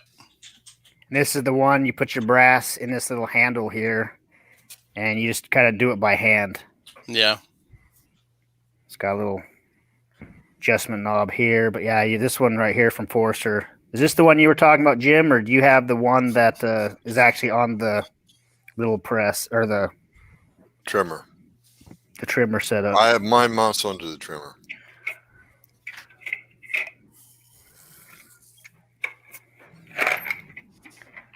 So Paul Nelson, seconds, 21st century. Jonathan Whitney, thirds, 21st century.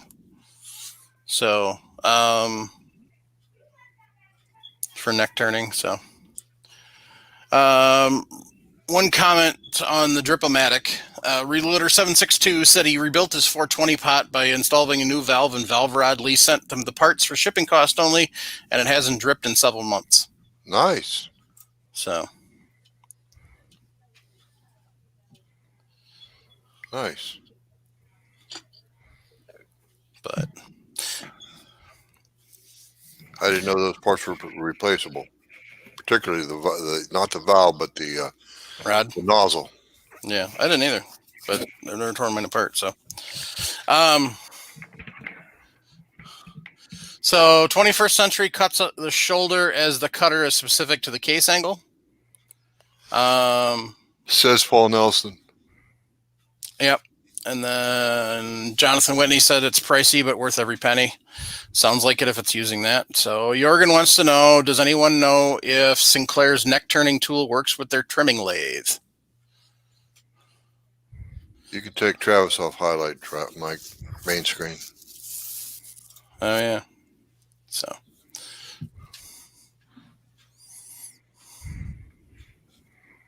I don't know.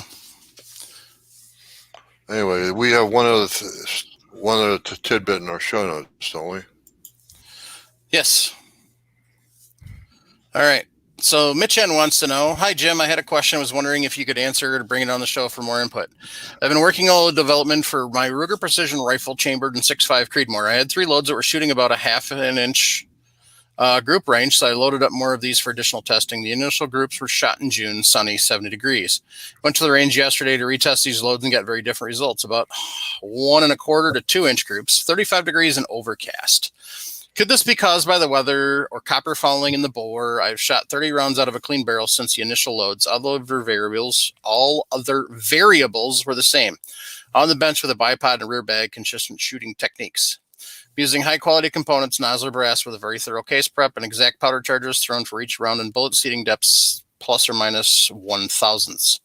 I'll attach a picture of what the bore looks like now. And that picture did not come through, Jim. So, I guess I would have to know what powder he's using. That would be my first question, is what powder is he using?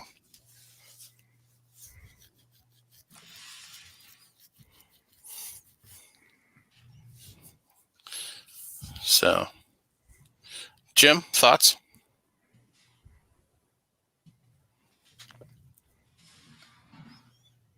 Jim? Sorry, I was muted.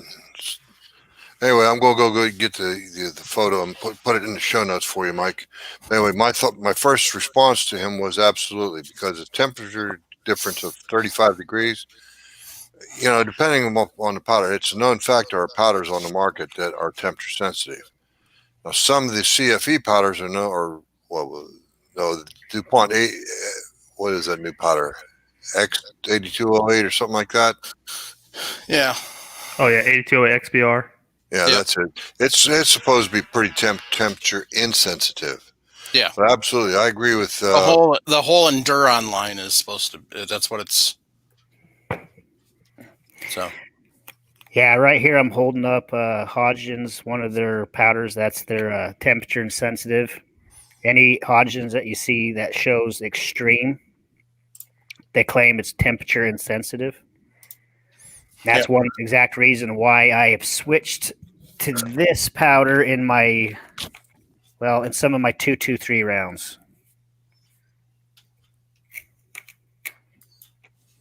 I don't know if anyone else does this. I thought this was a pretty cool idea. I took off of empty bottles and I just cut the sticker, peel it off. It's like a sticker.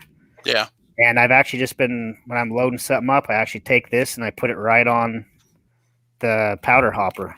Just stick that on there, and then I know exactly what powder I've got in the hopper.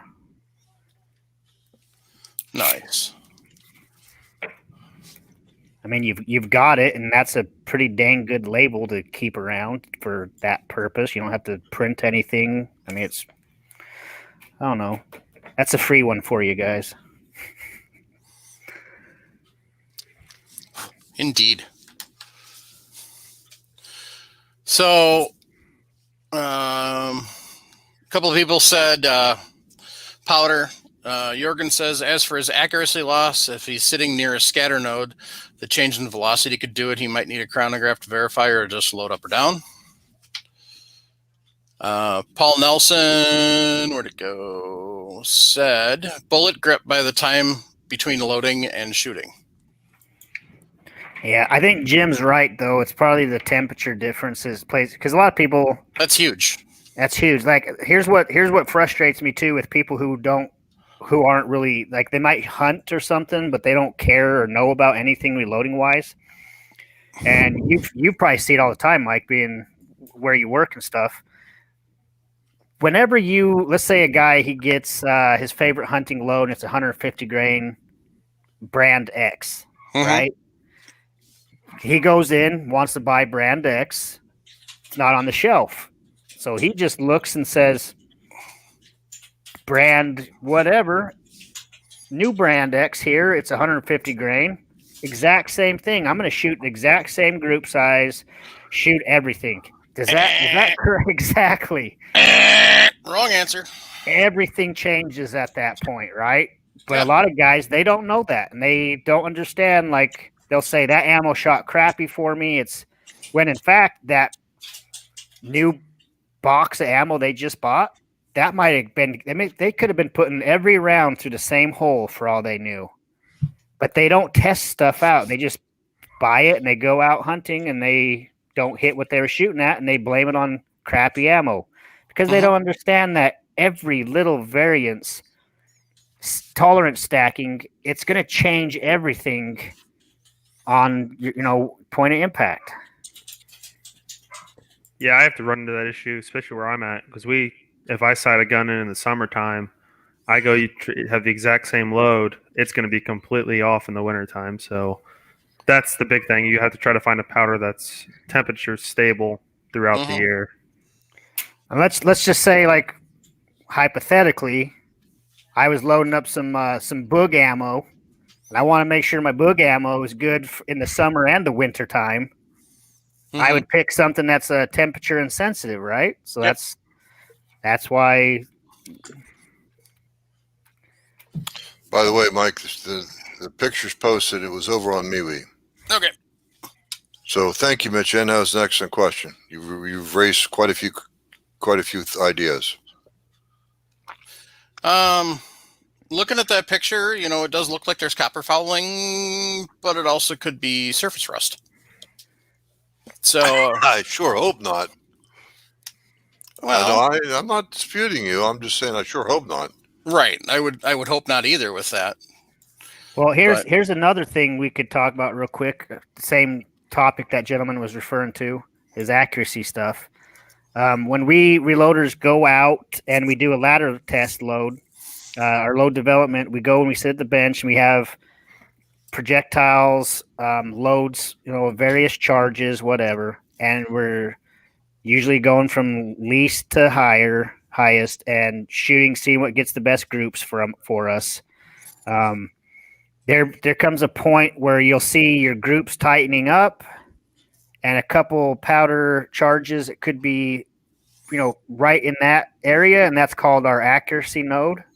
And then all of a sudden, it can go to crap, right? So for me, what I do is on my 1050, it throws pretty consistent charges.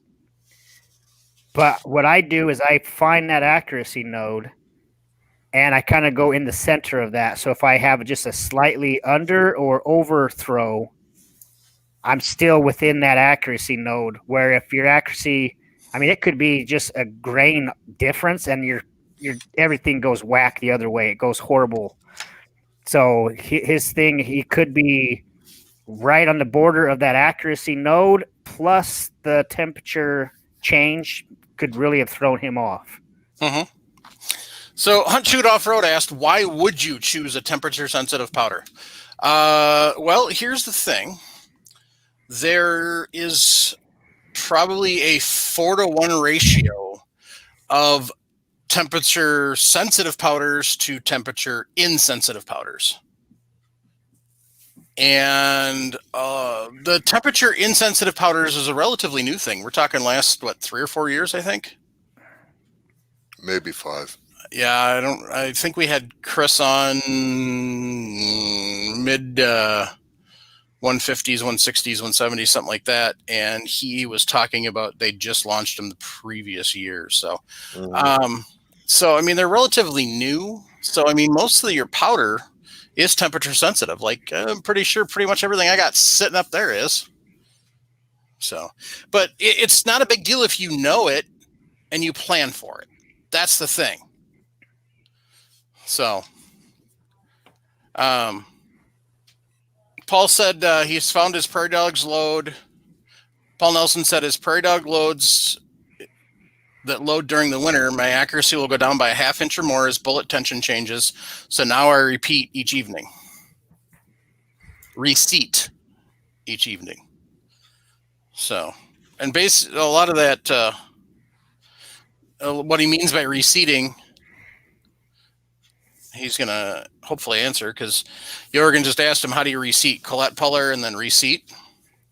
What some people do is if they know they're going to load it now and then they're not going to shoot it for a couple months, what they'll actually do is they'll seat it like 1,000ths long or 2,000ths long, and then they just push that down.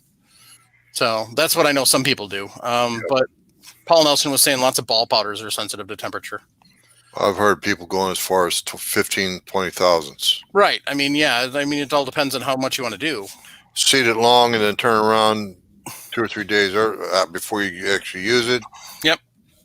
Seat it to right depth. Mm-hmm.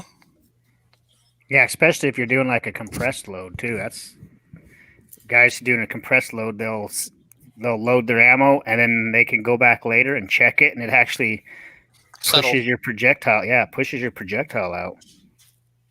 So yeah, Paul Nelson said he loads along on the final seat.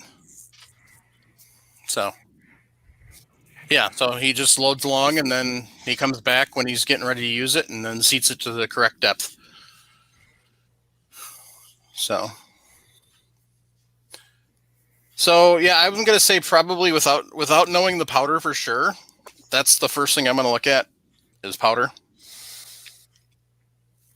And then second would be bullet setting or bullet, whatever they call it. Where'd it go? Bullet grip. So. Is that what the official name is for it? Bullet grip? Because I've always called it bullet pull. I don't know. I don't know if there is an official name for it. Neck tension is the amount of resistance the case gives when the bullet tries to exit out of its mouth. So basically what he's talking about is, like, say I got this 308 that's sitting here, and say I loaded this 6 months ago. If I go and grab a new one and build it the same way, the tension's not going to be the same because this has been sitting for 6 months, and so it's mean more air than anything, but Pressure weld's what it's called. yeah, especially if you crimp. So Mitch said H4895 went from warm house to warm truck to outside, and he has consistent neck tension is at 1,000th. So 4895, I don't think temperature insensitive. So Welcome, Mitch. Glad you spoke up.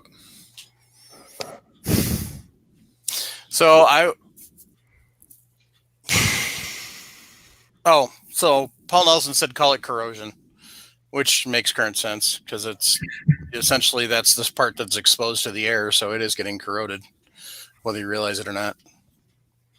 So Oxidation. yep.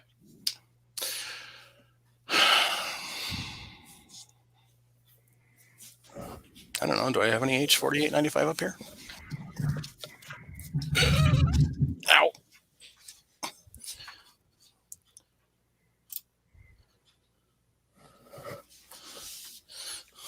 So, I don't see any up here. No, I don't see any up here. Mitch, I'll give you an idea. Try I'm giving a Stay Ball 6.5. It's a new Winchester powder. I've been told it's temperature stable. It is. I've just started playing with that powder for my 6.5. I've also used the Hornady Super Performance. That's another one to give it a try.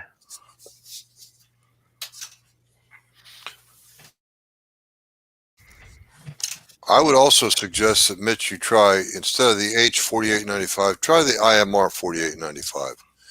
It was designed for cases of this shape that you guys are using.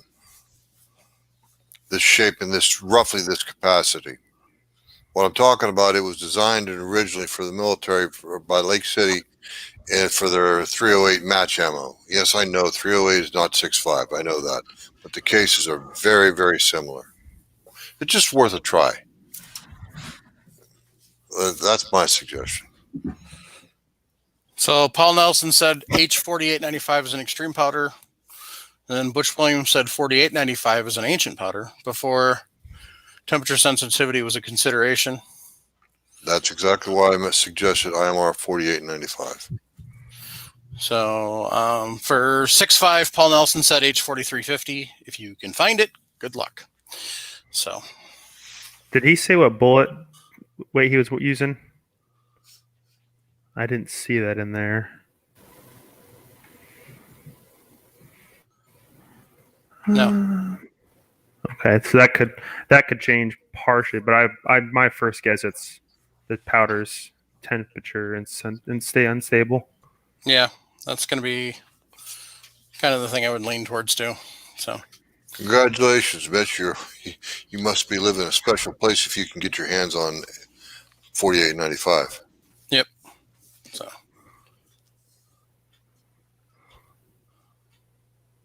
$140,000 custom competition. He's using fine bullets. I still say it's temperature. The temperature probably had Mitch, we don't want to take it slam each other or anything like that. But I think there was someone up there, I think it was Jorgen Reagan said, temperatures, extreme changes like that can also play hell with the shooter himself, as well as the ammunition. You know, we're not trying to insult anybody here. But let's face it. In the wintertime, I don't go out shooting near as much. I'm not comfortable. If you're not comfortable, you won't shoot as well. It's that simple. But, you know, good luck.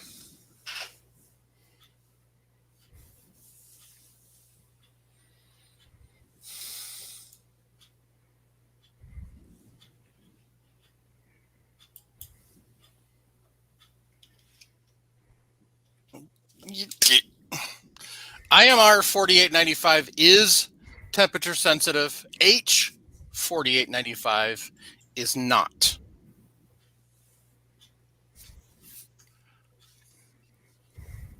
So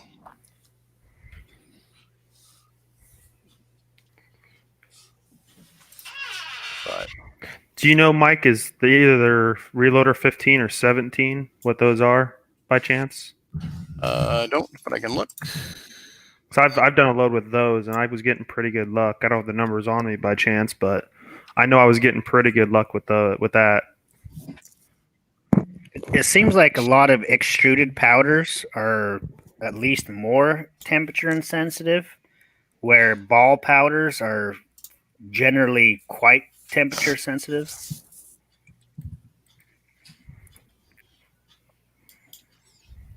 Says excellent temperature stability on the bottle. There you go. What powder is that, Jason? 17. 17. RL17. Okay. So, Actually, I do have my numbers right here on my phone. I forgot I have my chronograph data. well, there you go. I completely forgot I have the app. Let's see.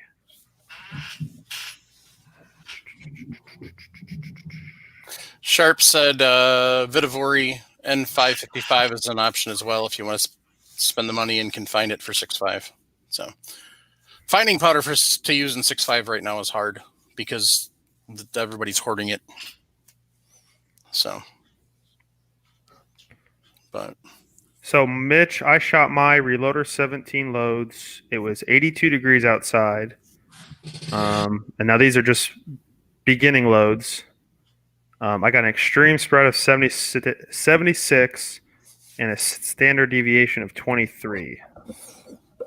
So That's pretty good. And that's out of a bolt gun 6.5. So I haven't done a ladder test on it yet. I think that's one of my next powders that I'm gonna do a ladder test on for my 6.5. I might even do some to do this winter, and if so, I'll make some notes up for that, and I'll find a way to publish that. So. well, there you go, Mitch. He just picked up a pound of N555. So.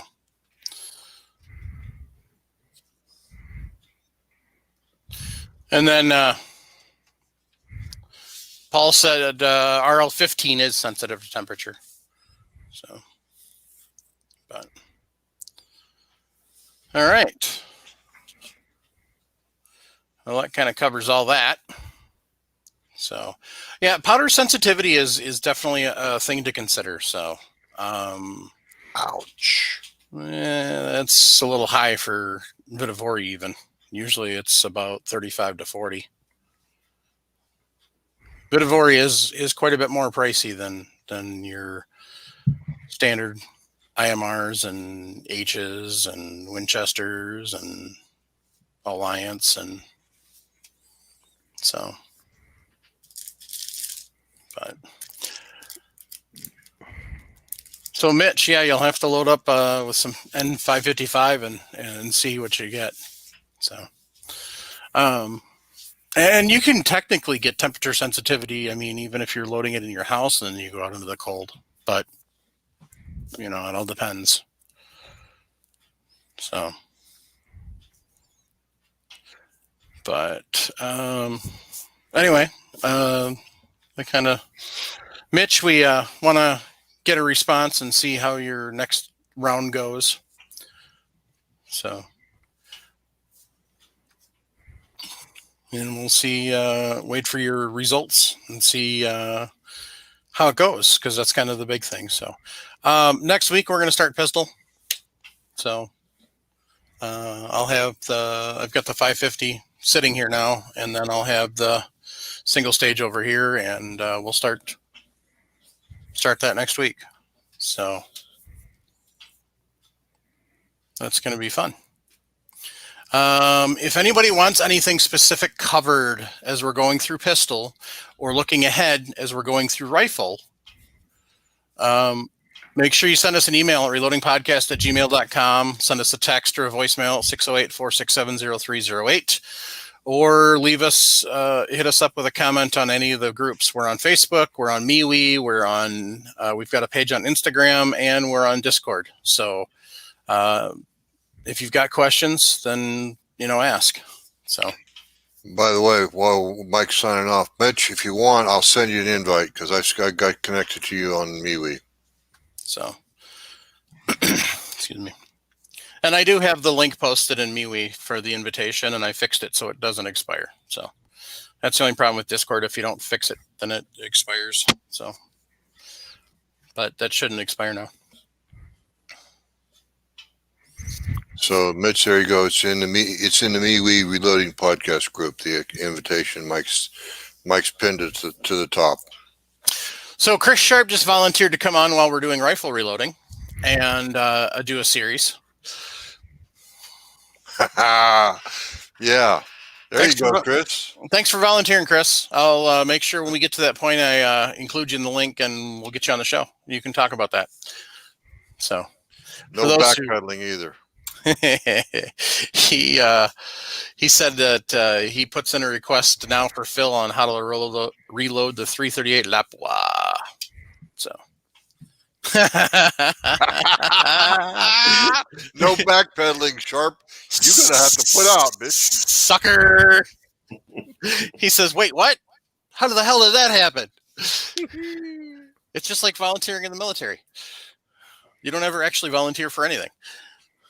Except the day you say I do.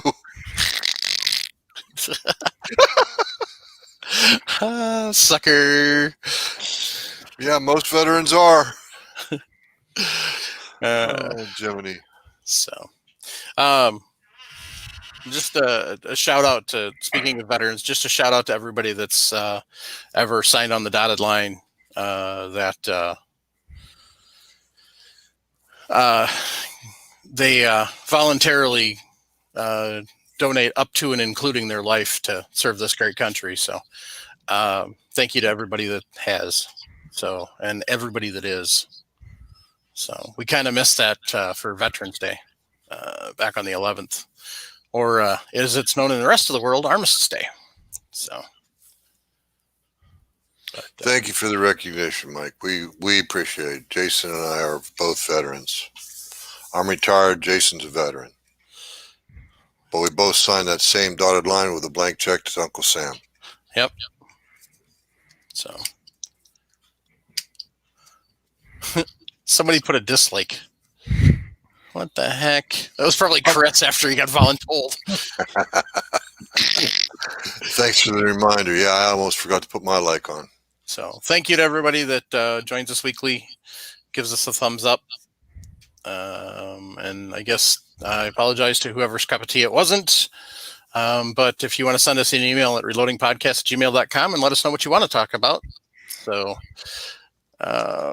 we'll be happy. Oh, yeah, it could have been Hookem because he popped on and said, you guys are still on. Yep. So it might have been Hookem because he's bitter about how long it's going to take to edit this thing.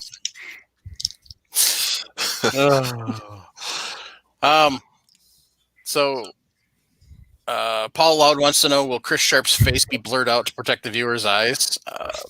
We'll look into that.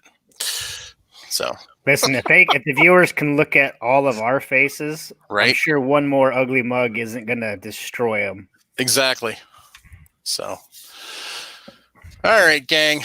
Thanks to everybody that swings over to firearmsradio.tv, hits up that Brownells and that Amazon affiliate link. Greatly appreciate that. Also, thank you to everyone that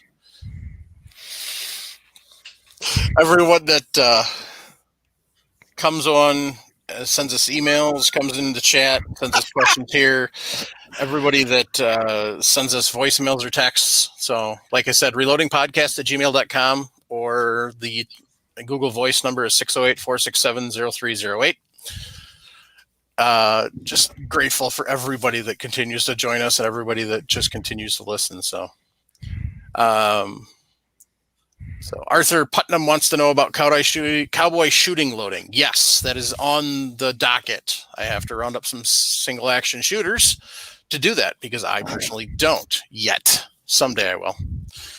So, thank you to all of our Patreons that continue to support us. And thank you to the myriad of co-hosts, including the current crop that we have that have helped make this show a success for all these years. So I'm just grateful. So, and on that note, don't fall asleep in a bus station. Idaho Rogers USMC. He scribbles out, wait, what? You guys signed something? I fell asleep on a bus station and woke up in San Diego. MCRD, Marine Corps Recruit Depot. Right outside of San Diego Naval, NTC, Naval Training Center. Yep. So, all right, gang. Keep your breath shiny.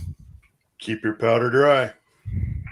Go pick up an Adventures in Reloading with Jim and Travis. Jump on the Mill Serps short bus. Support the Second Amendment, damn it. We need it more than ever now. Amen to more that. than ever. All right, Good gang. night. Good night, y'all. Good night, all. See ya.